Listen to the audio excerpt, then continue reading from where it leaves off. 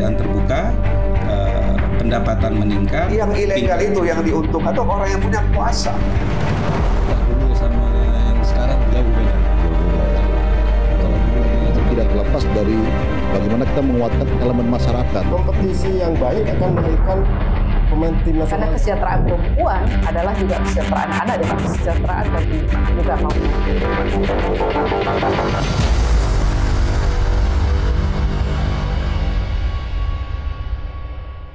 DPR merasa sudah sangat terbuka, mulai dari penjaringan aspirasi di Banda Aceh hingga hari ini mereka ke daerah.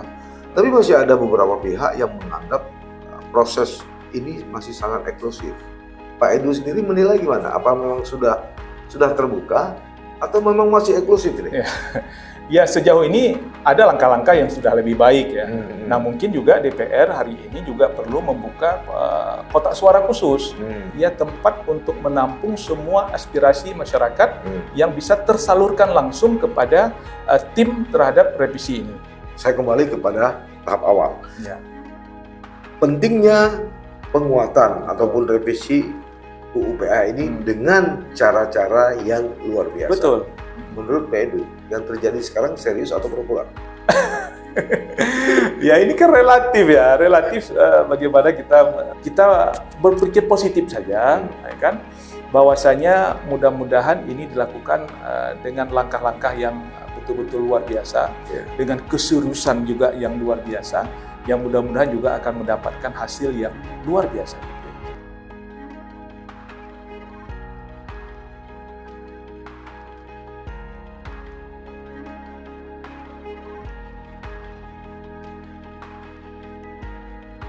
Assalamualaikum warahmatullahi wabarakatuh. Sahabat Sisi Lain, berbagai fakta, data, dan peristiwa terjadi. Media mainstream, bahkan media sosial, melihatnya dari satu sudut, tapi kami mengungkapnya dari sudut yang berbeda. Ikuti Sisi Lain di channel YouTube Saleh Abdullah.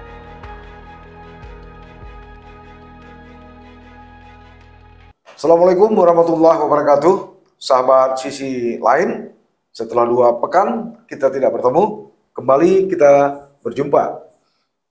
Malam ini, seperti biasa, kami akan mengkaji atau mendiskusikan persoalan-persoalan atau tema-tema yang menarik seputar Aceh. Yang paling hangat, salah satu yang paling hangat di antara sekian isu yang beredar di Aceh beberapa pekan terakhir ini adalah menyangkut soal revisi atau penguatan Undang-Undang Pemerintah Aceh. Seperti yang diberitakan media pers, hari ini seluruh anggota DPR Aceh bersama tim ahli dan perangkat-perangkat lainnya turun ke kabupaten kota. Mereka melakukan jaring aspirasi atau melakukan FGD di kabupaten kota dengan alasan atau dengan tema menjaring aspirasi atau informasi. Sebenarnya seberapa penting ini dilakukan? Lalu tema apa sebenarnya atau substansi apa dari revisi atau penguatan ini? Atau sebaliknya, apakah ini direvisi atau dilakukan penguatan kepada sejumlah pasal-pasal yang belum terlaksana? Untuk itu kami mengundang kembali seorang akademisi, Dr. Edward M. Nur, untuk membahas masalah ini. Assalamualaikum Pak Edu. Waalaikumsalam warahmatullahi wabarakatuh. Ya, kita sudah lama nggak ketemu ya. Iya. 2 minggu gitu. Kami absen karena channel kami ini dihack atau diretas oleh pihak-pihak tertentu. Tapi alhamdulillah sekarang sudah bisa kita bertemu kembali. Kita langsung masuk Pak Edu. Sebagai akademisi juga sebagai mantan aktivis, kemudian pengamat dalam bidang politik dan ekonomi Aceh. Saya ingin tahu dari Pak Edu, kesubstansinya dulu, seberapa penting UU PA ini direvisi atau penguatan? Baik, terima kasih Pak Saleh. Ya, memang hari ini kita ada isu-isu yang sangat menarik ya, yang berkaitan dengan Aceh. Salah satunya tentang UU PA. Kenapa ini menarik dan penting? Ya. Yang pertama, UU PA ini adalah ruhnya dalam pemerintahan Aceh. Ya. Ini adalah butir-butir yang menjadi kesepakatan MOU yang dituangkan dalam bentuk undang-undang. Nah, tentunya hari ini kan banyak suara-suara yang mengatakan bahwasanya UU PA ini tidak implementatif dari MUU Helsinki, tidak jalan. Kemudian banyak kewenangan-kewenangan Aceh yang coba direduksi, ya kan? Dan ini tentu perlu penguatan, perlu revisi, ya kan? Dan kita mensupport, mendukung tim revisi ini agar mampu mengadopsi, mendengar, dan mengakomodir berbagai isu-isu yang berkaitan untuk penguatan daripada UU PA ini sendiri. Nah, kita tentu berharap bahwasanya UU PA ini adalah sesuatu yang luar biasa, Pak Saleh. Dan ini jangan diselesaikan dengan cara-cara yang biasa. Harus Ya, dengan cara luar harus biasa. dengan cara yang luar biasa juga. Misalnya seperti apa? Nah, misalnya dalam proses RDPU misalnya, ya kan, rapat dengar pendapat umum ini bagus hari ini, terobosan juga, ini ke seluruh Aceh, ingin didengar pendapat seluruh masyarakat, supaya nanti diharapkan masyarakat juga merasa memiliki dan berkontribusi terhadap butir-butir dalam revisi terhadap UPA ini. Nah, namun RDPU ini pun saya berharap juga, ini pendapat saya, berharap RDPU jangan hanya di Aceh, tapi RDPU ini juga dilakukan di luar Aceh, ya kan? Kemudian juga tidak hanya dengan masyarakat Aceh, tapi juga bisa kita lakukan dengan masyarakat-masyarakat atau lembaga-lembaga tertentu yang concern terhadap Aceh, yang juga mengundang pihak-pihak tertentu yang bisa berkontribusi untuk lebih menguatkan terhadap UU PA ini sendiri. Seperti fase-fase awal undang-undang ini digarap ya. Iya benar. Melibatkan berbagai elemen masyarakat sipil yang ada di Jakarta. Gitu. Jakarta, di Indonesia. Jadi ini harus dilibat. Bahkan kalau perlu, saya pikir tidak ada masalahnya kita juga mendengar opini dari pihak-pihak luar. Toh UU PA ini lahirnya ini kan juga dari proses sebuah negosiasi yang melibatkan pihak internasional. Nah, kenapa tidak hari ini kita juga mencoba mengundang mereka untuk mereview. Nah, ini loh. Coba Anda beri masukan terhadap review terhadap UU PA kami. Perjalanan ini. Dengan apa? Dengan membandingkan. Kita perbandingan hari ini kan tidak hanya Indonesia.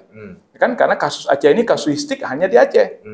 Nah, mungkin kita bisa membandingkan mungkin daerah-daerah otonom di dunia ini, mana daerah-daerah otonom yang sudah berhasil.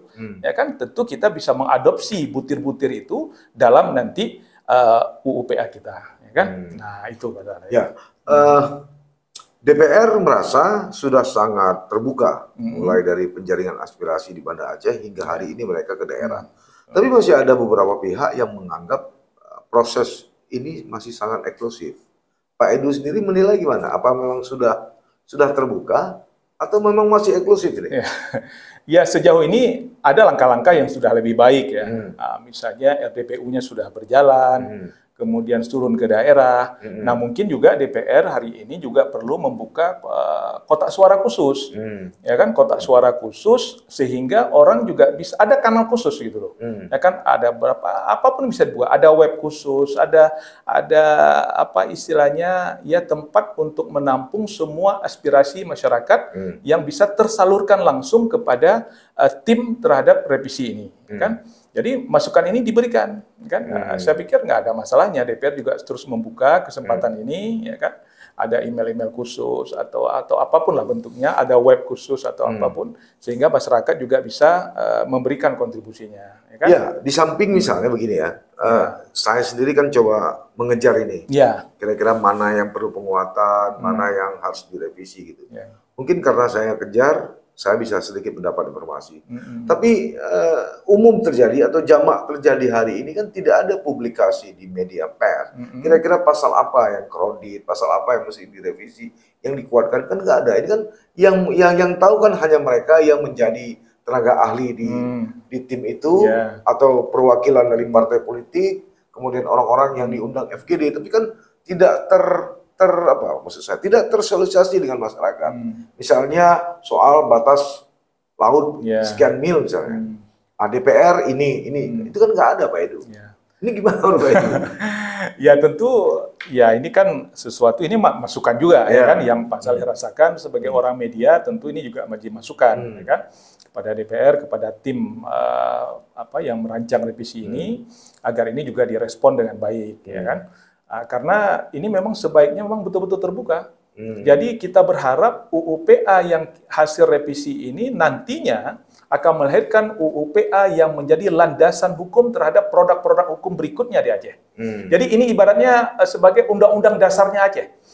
Ini loh yang kita harapkan, ya kan? Jadi jangan ada lagi istilahnya nanti, wah ini nggak teradopsi ini tidak masuk, kewenangan yang tidak optimal, ya kan? Pemerintah Indonesia yang mungkin dianggap tidak sepenuh hati memberi kewenangan. Jangan ada lagi yang seperti itu, ya kan? Ini betul-betul harus dibuka kesempatan seluas-luasnya, selebar-lebarnya. Kemudian pasal-pasal yang perlu untuk direvisi pun diinventarisir dengan baik, ya kan? Nah, ini pasal apa? Ya kan? Kenapa ini mesti direvisi? Kenapa direvisi? Harusnya kan publik itu yang benar, ya kan? Nah, ini perlu direvisi kenapa? Pertimbangannya apa? Karena ini kan undang-undang ini kan bukan hanya bicara tentang jangka pendek, tapi juga harus ada kita punya visi jangka panjang, ya kan? Nah, ini misalnya tentang pemilu, ya kan? Apa salahnya? Misalnya Aceh juga mencari sesuatu yang berbeda. Misalnya untuk pilkada, kan? Pilkada, gubernur, wali kota, bupati, mungkin Aceh tidak perlu harus secara pemilu langsung. Mungkin dengan UU PA kita bisa buat dengan sistem dipilih oleh DPR sendiri. Ini kan lebih, mungkin kajian-kajian ini kan perlu. Sehingga mungkin dilihat mana yang lebih efektif. Ya kan? Efektif secara biaya, efektif secara hasil, efektif secara partisipasi. Ya kan? Nah, sehingga kualitas mungkin yang terpilih pun bisa lebih baik. Ini harapannya. Ya kan? Jadi ada pembedanya. Kalau kita melakukan sesuatu yang itu saja dan hanya sama-sama saja, seremoni saja, dan dengan provinsi lain tidak ada pembedanya, ya apa bedanya? Kan itu. Nah, itu yang kita berharap ada sesuatu yang luar biasa di situ, ya kan? Nah, kemudian juga mungkin ada pasal-pasal lain yang perlu melibatkan orang-orang yang ahli pada bidang masing-masing, ya kan? Perbandingan-perbandingan ke daerah lain, ya kan? Itu yang perlu dilihat, ya kan? Dan kita tidak hanya mengejar kewenangan, kan? Tidak hanya mengejar kewenangan, tapi bagaimana kita bisa menjadikan UU PA ini menjadi salah satu indikator untuk mesejahterakan Aceh. Itu intinya, ya kan? Dengan apa? Kalau kewenangan bisa, kenapa tidak? Tapi jangan sampai kewenangan yang kita diberikan malah nanti menjadi beban, kan? Nah, ini misalnya kasus, misalnya seperti contoh BPMA kita misalnya. Sejak ada BPMA, toh pendapatan kita dari migas kok malah menurun. Kan ini kan perlu penjelasan. Pilkada gagal, pilkada serentak kita mestinya Aceh kan ada kekhususan. Bendera belum naik. Nah, ini bendera belum. Kemudian masalah Wali Nagro juga kanunnya masih terpending, ya kan? Nah, ini yang belum diakui oleh Kemendagri. Ya, ini kan hal-hal seperti ini harus diperkuat, ya kan? Nah, tentu ada sisi lain juga. Ya, misalnya dulu kita tuntut masalah agraria, pertanahan. Aceh diberikan, tidak bentuk dinas pertanahan ya. Nah, tapi kan akhirnya kan nggak fungsi, nggak jalan optimal, ya kan? Akhirnya hanya menampung orang-orang yang dianggap yang ya jadi dinas buangan, kesannya seperti itu, ya kan? Nah, ini menarik Pak Edu ya. Saya tidak begitu paham Pak Edu, juga kan saya dengar juga tenaga ahli di DPRA. Tapi beginilah, kita bicara soal proses legislasi. Salah satu fungsi yang ada di parlemen. Saya tidak begitu paham. Yang saya pahami bahwa fungsi legislasi ini adalah bagaimana ada unsur advokasi di dalam, ada unsur komunikasi. Nah, advokasi komunikasi ini bagaimana disampaikan dengan narasi dan literasi yang baik, kan gitu kan. Hari ini saya menarik seperti Pak Edu katakan tadi, walaupun ini kepentingan Aceh, tapi tidak ada satupun orang di luar Aceh ataupun tokoh pakar-pakar yang menyangkut masalah tata negara di luar Aceh yang coba kita ajak untuk bicara advokasi ini secara terbuka. Nah, ini kan kesannya eksklusif Pak Edu. Nah, menurut Pak Edu gimana? Makanya hari ini saya belum melihat ya, mungkin karena keterbatasan kita kami belum melihat bahwasanya ada pihak luar ya yang kita minta secara khusus untuk memberikan advice-nya. Ya kan ini dan ini penting loh. Ini penting kita mengundang, mengajak orang-orang yang ahli pada bidangnya, ya kan, untuk kita dengarkan itu. Yang saya takut begini loh misalnya, ini misalnya ya, tiba-tiba saja ketika kita nggak komunikasi, Prof. Yusril misalnya, yang dulu ikut terlibat di dalam kan gitu kan, tiba-tiba dia bicara, karena kita nggak membangun komunikasi dari awal, dia bicara, oh nggak bisa begitu aja, begini, kan jadi kacau lagi kan, habis waktu untuk kita luruskan itu aja kan. Karena ini kan ini kan produk-produk yang syarat dengan nilai-nilai politis, ya iya. kan? Ketika nilai-nilai politis ini kita kedepankan, tentu ya pendekatan-pendekatan politis juga menjadi sangat penting, ya kan? Nah, ini kan produk hukum yang sangat politis, sangat-sangat politis. Dan hari ini juga bargaining kita apa? Ya. Apa bargaining Aceh sehingga pusat harus dengar Aceh hari ini? Ya kan? Apa yang kita bargainingkan? Nah, ini saya melihat dengan masalah misalnya Otsus kita, yang dulunya 2%, sekarang hanya tinggal 1%. Ya kan? Kita tidak pernah membicarakan itu secara terbuka. Kita, ya akhirnya rakyat tidak tersampaikan apa langkah-langkah yang sudah dilakukan pemerintah Aceh sehingga nilai Otsus kita itu jangan sampai berkurang. Kan? Nah, itu juga bagian daripada UPA. Kalau saya nggak salah pasal 183 atau gitu, yang mengatakan UPA kita kan, Otsus kita kan 20 tahun. 15 tahun pertama 2%, kemudian berikutnya hanya 1%. Nah, langkah ke situ apa yang dilakukan sekarang? Apa pressure kita ke pemerintah pusat agar nilai ini bisa lebih meningkat? Jadi kalau bisa kan tidak hanya 2% ke depannya ini. Ya kan, kalau hanya 2% berarti kan tidak ada perubahan. Yang kita inginkan malah ini di atas 2%. Ya kan? Kalau justru 1% malah mundur. Malah mundur, ya kan? Nah, ini yang seperti ini yang kita harapkan. Dan kemudian juga ke depannya juga harus ada mekanisme terhadap pengelolaan dana Otsus ini. Seperti apa mekanismenya? Sehingga betul-betul dana Otsus itu betul-betul menjadi stimulan terhadap kesejahteraan masyarakat. Kan itu harapannya. Jadi kalau dikelola dengan cara begini-begini saja, hasilnya akan ya seperti ini juga. Ya, ini kan sudah bulan Maret. Ya, bulan Maret, tapi kita masih berkutat di Aceh. Masih bicara soal advokasi dalam penjaringan aspirasi. Kita belum, ini saya tidak tahu, mungkin sudah dibentuk ya. Pemerintah Aceh dan DPR Aceh, saya belum melihat ada tim bagaimana tim komunikasi, bagaimana tim negosiasi. Ini kan nanti pada akhirnya akan lari ke Senayan. Betul. Ya kan? Ini sudah bulan Maret. Februari 2024 tahun depan, itu orang sudah ada parlemen baru. Tapi sebelum ke sana, dengan waktu yang begitu singkat, orang sibuk untuk memikirkan nasibnya sendiri. Apa ini sangat strategis dan taktis itu dibawa ke Jakarta. Ini sudah bulan Maret. Iya, makanya ini kan persoalan ini sebenarnya kan proses revisi ini kan sudah lama ini prosesnya. Saya tidak paham juga kenapa bisa terkendala, ya kan? Sehingga planningnya kan kita tahun lalu sudah masuk dalam pembahasan, ya kan? Tapi ini sampai hari ini belum diajukan ke DPR RI. Nah, tentu ini tim pelobi kan harus kuat juga. Tim lobby, tim komunikasi, tim negosiasi. Ini siapa yang kedepankan, ya kan? Nah, ini kita juga belum tahu, ya kan? Cuman kita berharap seluruh resource yang dimiliki oleh DPRA, seluruh resource yang dimiliki oleh pemerintah hari ini, betul-betul totalitas. Ayo, fokus kita terhadap UPA ini. Ya kan? Jangan ini dijadikan kerja sampingan, tapi betul-betul totalitas. Kalau kita berpikir untuk Aceh, ini loh dasar pertama yang harus kita selesaikan dengan sebaik-baiknya, karena ini adalah pondasi untuk Aceh masa depan. September tahun lalu saya bersama teman-teman mencoba membangun komunikasi ke Jakarta dengan beberapa kementerian dan di DPR. Umumnya mereka mengatakan kalau sampai bulan November 2022 belum masuk ke DPR, diprediksikan ini akan mengalami kendala besar. Sebab orang nggak akan masuk lagi. Kita lihat sekarang di DPR itu. Pelantikan Panglima TNI cuma 20 orang. Yang lainnya lewat Zoom. Gitu. Nah, belum lagi kita bicarakan apakah ini dengan sistem pansus atau dengan sistem panlek dan lain-lain sebagainya. Nah, ini menurut Pak Edu sendiri, atau memang di Aceh sendiri ini nggak serius? Jangan-jangan hanya kalau bahasa Aceh itu ada mengenal, asal sudah ada aja soal nanti dibahas tidak dibahas di Senayan, lagi-lagi nanti disalahkan Jakarta gitu kan. Betul. Kita berharap revisi yang diajukan ke DPR RI itu betul-betul hasil final. Kenapa? Karena itu harus dipertahankan. Kan dipertahankan. Jadi mungkin ada 1-2 yang nanti ada pasal-pasal negosiasi ada, kan? Tapi revisi itu betul-betul harus optimal dulu. Kan baru nanti diajukan. Nah, kalau ini masih dalam proses RDPU, ini saya berpikir ini masih panjang ya, masih panjang. Kita nggak tahu bagaimana schedule tim bekerja dan kapan kira-kira akan diselesaikan. Jangan sampai ini menjadi kerja-kerja yang mengejar deadline.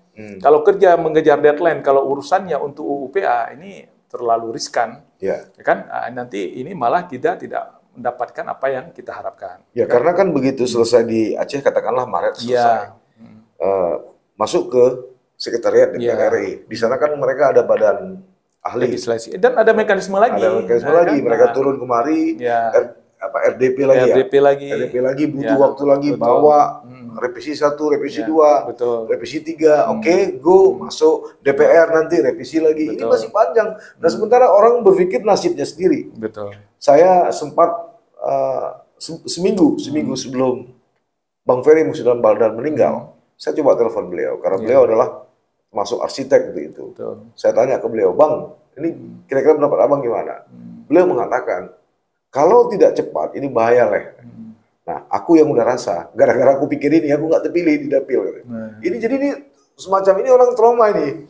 Ngapain dia pikir Aceh kan?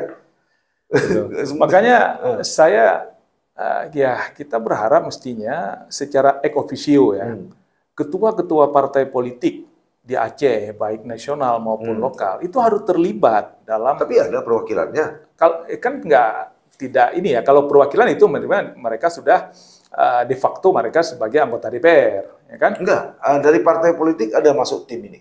Ada masuk? Ada. Alhamdulillah. Semua ada. Saya berharap tidak hanya tim, tapi ketua partainya. Ya, mewakili, misalnya seperti Demokrat diwakili oleh sekretaris, Arif, Hanura diwakili oleh David, misalnya ada.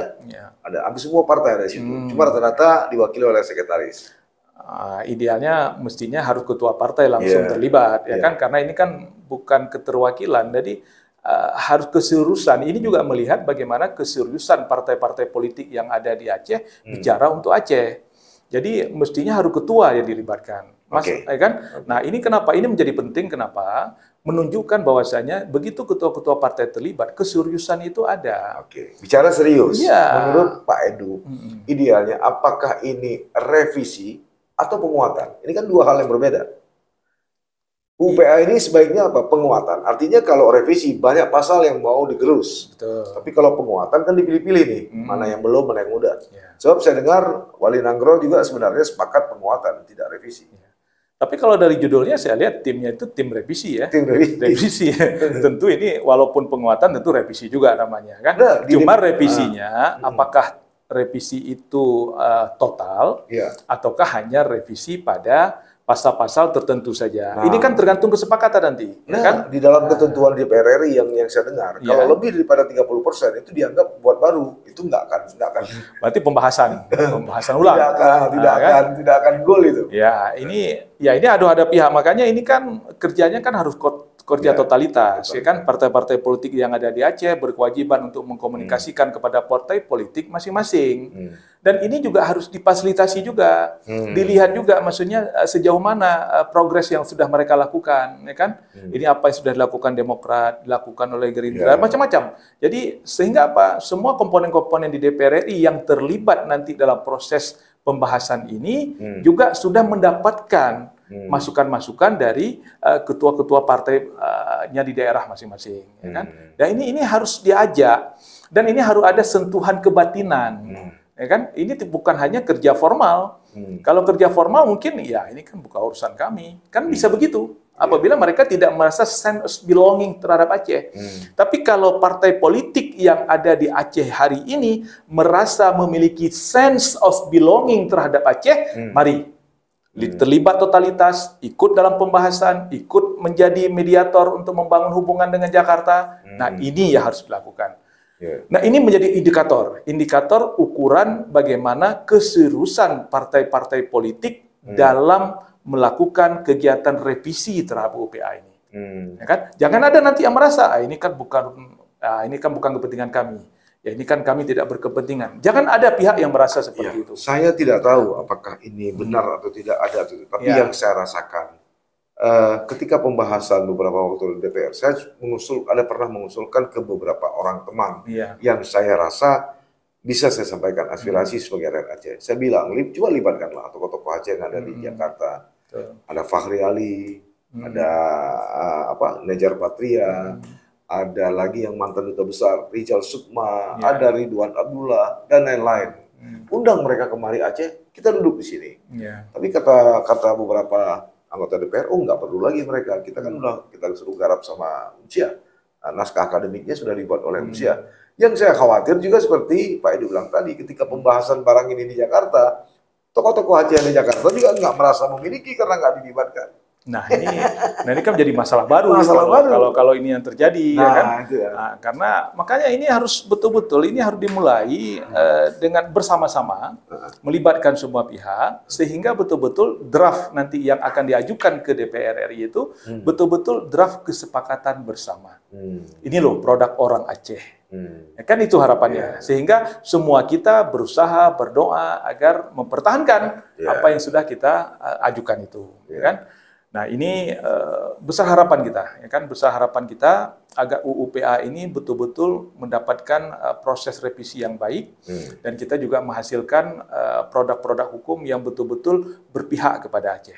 Jadi ruhnya Aceh itu ada pada UU PA. Ya, saya kembali kepada tahap awal. Ya. Pentingnya penguatan ataupun revisi UU PA ini dengan cara-cara yang luar biasa. Betul. Menurut Pak Edu, yang terjadi sekarang serius atau pura-pura? Ya ini kan relatif ya, relatif bagaimana kita melihat. Saya tidak melihat misalnya dalam proses notulensi masalah RDPU misalnya, siapa yang hadir, bagaimana apa yang diajukan, proses dialognya seperti apa, kita tidak mengikuti. Tapi kita berpikir positif saja, ya kan? Bahwasanya mudah-mudahan ini dilakukan dengan langkah-langkah yang betul-betul luar biasa, dengan keseriusan juga yang luar biasa, yang mudah-mudahan juga akan mendapatkan hasil yang luar biasa juga. Tidak hanya cukup sekedar satu buku, ya? Jangan jadi hanya formalitas saja. Tahun lalu 5 miliar hanya menghasilkan satu buku. Nah, ini yang jangan sampai terjadi seperti ini, ya kan? Nah, ini tentu ini kan komunitas masyarakat sipil juga harus dilibatkan semua. Ya kan, jangan dari komunitas apapun, masih dari komponen ulama, akademisi, ya kan, semua dilibatkan loh, ya kan. Nah, jadi minta pendapat mereka, atau kalau perlu mereka buat kegiatan-kegiatan yang memang dengan komponen-komponen tertentu. Nah, misalnya kita duduk dengan komponen kelompok santri, duduk dengan kelompok dayah, duduk, ya kan, dengan intelektual, duduk khusus dengan intelektual, atau dengan orang-orang yang diundang khusus, duduk juga, dengan masyarakat umum, silahkan juga. Ya, jadi semua pihak didengarkan. Dan notulensi ini juga harus kuat. Supaya apa? Kalau ada pihak yang mengatakan bahwasanya dalam proses ini ada terjadi misalnya menjadi terlalu eksklusif atau macam-macam, ya tim juga bisa membeberkan. Ini loh hasil RDPU kita. Kami memasukkan pasal ini karena RDPU-nya seperti ini, ya kan? Nah, ini semua menjadi transparan, semua menjadi terbuka. Dan insya Allah kan kalau prosesnya ini betul-betul berjalan dengan baik, sehingga masyarakat Aceh merasakan bahwasanya ini adalah produk bersama, saya yakin insya Allah kita akan mendapatkan produk undang-undang yang insya Allah lebih baik. Baik Pak Edu, terima kasih atas kehadirannya. Terima kasih Pak Saleh. Sahabat sisi lain, itu tadi perbincangan kami, perbincangan saya bersama Pak Dr. Edward M. Nur. Mudah-mudahan kembali ke komitmen dari awal tadi, mudah-mudahan apakah ini revisi atau penguatan UU PA ini dapat berlangsung atau ditempuh dengan cara-cara yang luar biasa. Saya juga berharap jangan sampai ini dengan cara yang pura-pura. Semoga saja tidak. Sampai ketemu. Assalamualaikum warahmatullahi wabarakatuh. Waalaikumsalam warahmatullahi wabarakatuh.